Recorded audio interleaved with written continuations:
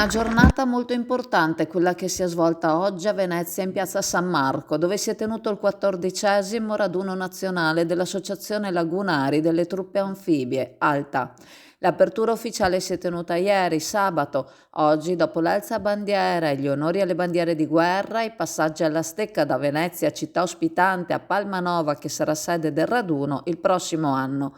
Presenti le autorità civili e militari, il ministro Ciriani, gli assessori della Regione Veneto Calzavara e Donazzan, il consigliere regionale Marco Dolfin, rappresentanti delle varie amministrazioni cittadine, tra cui Chioggia, rappresentata con la propria bandiera, e dell'assessore Elena Zennaro, rappresentanti militari dei vari corpi. Il consigliere Marco Dolfin, che fu lagunare, ha ritenuto un grande onore poter essere presente tra le istituzioni, un privilegio essere sul palco e poter onorare questo corpo così importante in tempo di pace quanto in tempo di guerra, portando alto il vessillo di San Marco. Un plauso ai lagunari di ieri e di oggi e di domani, soprattutto a quelli periti svolgendo il proprio dovere sui campi di battaglia.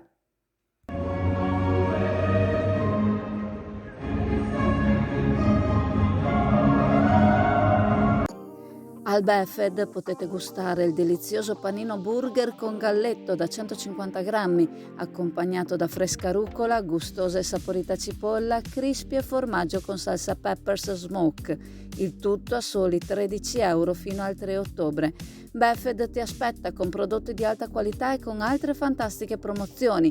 Buffet, al parco commerciale Clodì sulla strada statale Romea, località Brondolo di Chioggia.